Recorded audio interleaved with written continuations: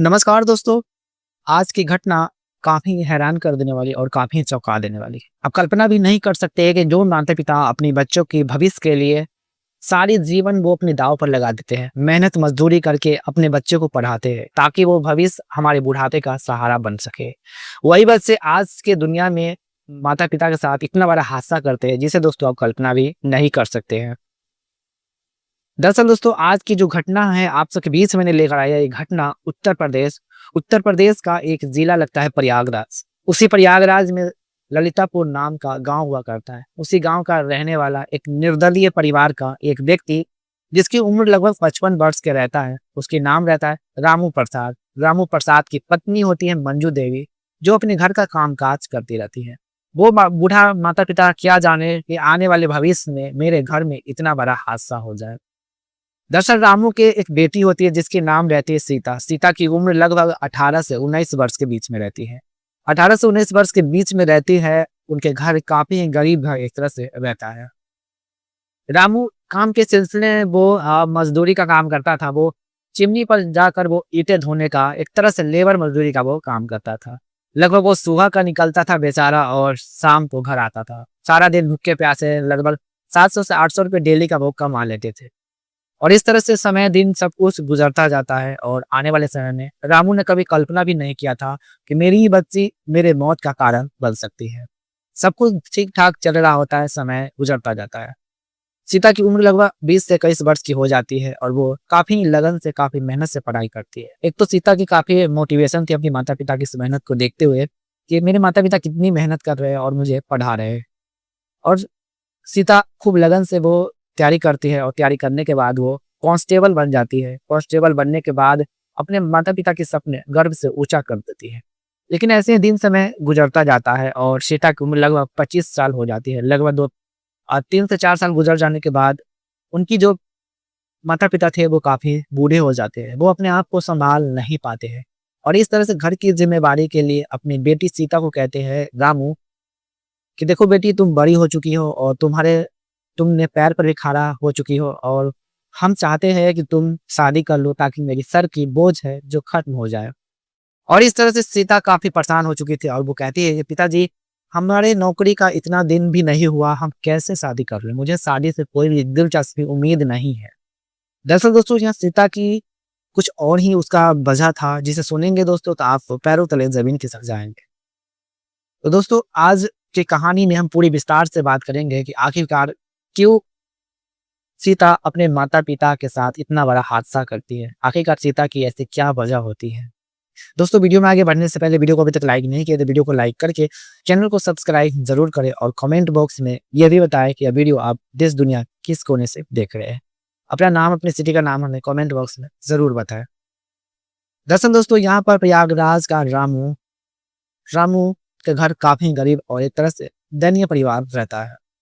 Ramu chimney पर वो काम करके सारा दिन घर चलाता था। उनकी घर बड़ी ही मुश्किल से चल पाता था। ज़्यादा पैसे कमाने के लिए वो ज़्यादा काम करता था ताकि अपनी बेटी को अच्छे से पढ़ा सके, ताकि वो उसके भविष्य को सुधार सके। सीता तो भले ही कांस्टेबल बन जाती है और लेकिन वो जब कांस्टेबल बनती है तो उसी डिपार्टमेंट तो लोगों से उसे प्यार हो जाता है और इस तरह से सीता का प्यार हो जाता है और यह सिलसिला सीता की जॉब के लगभग कुछ महीने बाद ही शुरू हो जाता है। सीता ने सपने सजाया था कि हम इन्हीं के साथ शादी करेंगे, नहीं तो मैं किसी के साथ शादी नहीं करेंगे। उसके माता-पिता कुछ समय गुजर जाता है, उसके माता-पिता सीता के लिए रिश्ता तय करते हैं। सीता की कुछ और ही चक्कर था, वो उसके माता-पिता के रिश्तों को लगभग 5 से 6 रिश्तों को उन्होंने किसी बहाने से तोड़ देती थी। उसके पिताजी काफ़ी परेशान हो जाते थे, वो अपनी बेटी को कहते थे, बेटी हम तुम्हारे लिए इतनी मेहनत से रिश्ता लेकर आते हैं, तुम रिश्ते को तोड़ देते हो। आखिरकार तुम्हारी मकसद क्या है? शादी क्यों नहीं करना चाहती है? पिता सीता कहती है कि देखो, हम चॉइस से अपने लड़के को ढूँढेंगे, हम आपके चॉइस से लड़के नहीं ढूँढेंगे। आप जितना भी कोशिश कर लें हम शादी नहीं करेंगे और ख़ासकर मेरी जॉब का ज़्यादा दिन नहीं हुआ है, हम शादी भला कैसे करें? मुझे शादी से कोई भी दिलचस्पी नहीं है।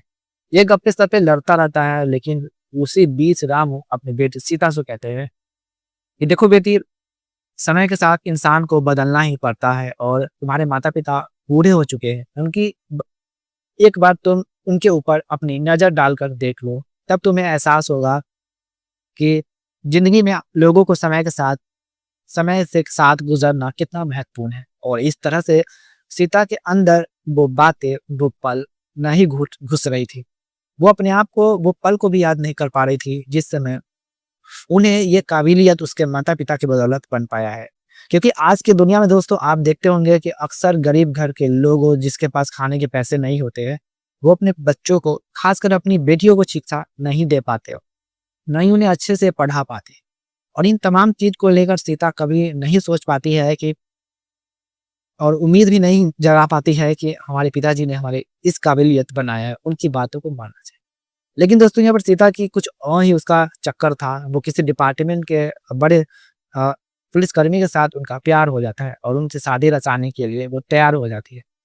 जब उसके रामू अपने बेटी से पूछता है, तुम आखिरकार शादी करोगी तो किससे करोगे? सीता कहती है कि मेरे डिपार्टमेंट में मेरे से बड़े हैं, हमें उनसे शादी करना है, हमें उनसे प्यार हो गया है।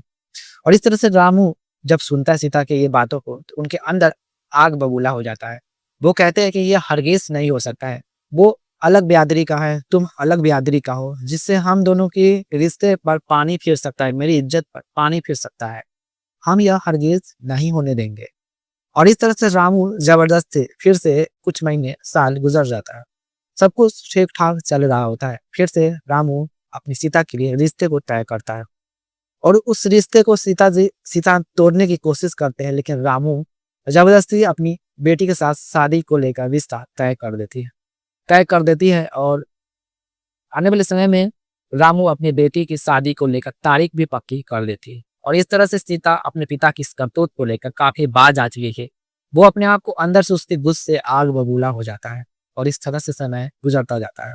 शादी के नजदीक आने के बाद रामू को सीता कहती है कि पिताजी आप यह रिश्ता को तोड़ दीजिए, नहीं तो आने वाले समय में इसका अंजाम आप दोनों के लिए बहुत ही बुरा हो सकता है। रामू कहता है कि तुम कर भी क्या सकती हो, तुम पुलिसकर्मी हो और तुम अपने माता पिता के साथ इस तरह से बात करोगी, तुम्हें शर्म नहीं आती है? सीता पूरी तरह से प्यार में अंधी हो चुकी थी। उन्हें ये नहीं पता कि मेरे बड़ों का आदर किस तरह से किया जाना चाहिए। लेकिन दोस्तों प्रकृति का कुछ और ही करिश्मा था। सीता प्यार में पागल थी, लेकिन आने वाले समय में रामू के साथ, उसके माता पिता के साथ इतना बड़ा हादसा करता है जिसे दोस्तों सुनेंगे तो आप भी कल्पना नहीं कर सकते। आपको पैरों तले जमीन खिसक जाएंगे कि आखिरकार एक बेटी अपने माता पिता के साथ, या कोई भी अपने बच्चे अपने बड़ों के साथ या अपने पेरेंट्स के साथ किस तरह से बिहेव करते हैं। आज की कहानी में दोस्तों आपको होश उड़ जाए। ऐसे ही शादी का नजदीक जैसे समय आता है तो सीता अपने पिताजी को कहते हैं, पिताजी ये रिश्ता को तोड़ दे। रामू तोड़ने को तैयार नहीं रहता है। सीता मजबूरन लगभग रात का 8-9 बजे सभी लोग खाना खाकर सोने के लिए चले जाते हैं। सीता अपनी बालकनी से कुल्हाड़ी, तलवार होती है, तलवार जैसा चीज उससे मिलती है, क्योंकि वहां पर बहुत सारे पदार्थ, हथियार रखे हुए थे। लेकिन सीता को तलवार हाथ में लगती है। लगने के बाद वो अपनी जिंदगी को छुटकारा पाने के लिए वो अपने माता पिता के साथ वो कमरे में चली जाती है। कमरे में जाने के बाद उसके माता पिता जिस कमरे में सो रही होती है, लगभग रात का 11 बज रहा होता है। सीता उस तलवार लेकर जाती है और अपने माता पिता के ऊपर कई बार कर देती है। बार इस तरह से करती है कि सीता के माता पिता की अचानक वहीं पर मौत हो जाती है। और इस तरह से सीता जल्दीबाजी में गलत कदम उठा लेती है। लेकिन कुछ क्षण बाद सीता अपने आप को या नजारा को बर्दाश्त नहीं कर पाती, वो भी वहीं पर बेहोश होकर गिर जाती है। सुबह का नजारा इतना खौफनाक रहता है कि पड़ोसियों को पैरों तले जमीन खिसक जाते। सीता के घर के आसपास, रामू घर के आसपास लोगों की भीड़ इकट्ठा हो जाते। और भीड़ इकट्ठा हो जाने के बाद दोस्तों सीता वहीं पर पड़ी हुई रहती है। कुछ लोग मौके पर पुलिस वालों को बुलाते, जहाँ पे सीता ड्यूटी करती थी वहाँ के लोगों को बुलाते। बुलाने के बाद सीता के घर में प्रवेश करती है। करने के बाद वहां पर देखती है 3-3 बॉडी पड़ी हुई थी। सीता को जगाने की कोशिश करते हैं, सीता जग चुकी थी। पुलिस सीता को हिरासत में ले लेते हैं और पुलिस वालों को भी देखकर उनको पैरों तले जमीन खिसक जाते हैं। अरे ये तो सीता महिला कांस्टेबल है, जो अपने माता पिता के साथ इतना बड़ा हादसा कैसे कर सकती है। और इस तरह से उसके माता पिता को वो पोस्टमार्टम के लिए दोस्तों भेज देते हैं और सीता को अब पुलिस वाले हिरासत में ले लेते हैं। ले लेने के बाद सीता से पूछताछ की जाती है। सीता कहती है, तुमने अपने माता पिता के साथ इतना बड़ा हादसा क्यों किया है? तुमने बहुत ही बड़ी क्राइम की है। तुम्हें इसका सजा बहुत ही बड़ी मिल सकती है। तुमने कभी सोचा है तुम्हारी वर्दी भी उतर सकती है, तुम सस्पेंस भी हो सकती हो। सस्पेंड को लेकर सीता के पैरों तले जमीन खिसक जाती है। वो काफी हाथ जोड़ती है, रैन का भीख मांगती है, लेकिन कानून की नजर में वो गुनहगार थी। इसको सुनने वाला कोई भी नहीं था। और इस तरह से डिपार्टमेंट वाले सीता के ऊपर चार्जशीट मुकदमा दर्ज करते। उन्होंने जुल्म किया था और इस तरह से सीता के ऊपर मुकदमा दर्ज करने के बाद सीता को सस्पेंड किया जाता है और उसे हमेशा हमेशा के लिए पुलिस की नौकरी से उसे रिजाइन मिल जाता है और साथ में वो सलाखों के पीछे बंद हो जाती है और इस तरह से उन्हें सजा मिल जाती है। दोस्तों, यहाँ पर सीता को कौन सी सजा मिलनी चाहिए कमेंट बॉक्स में जरूर बताएं।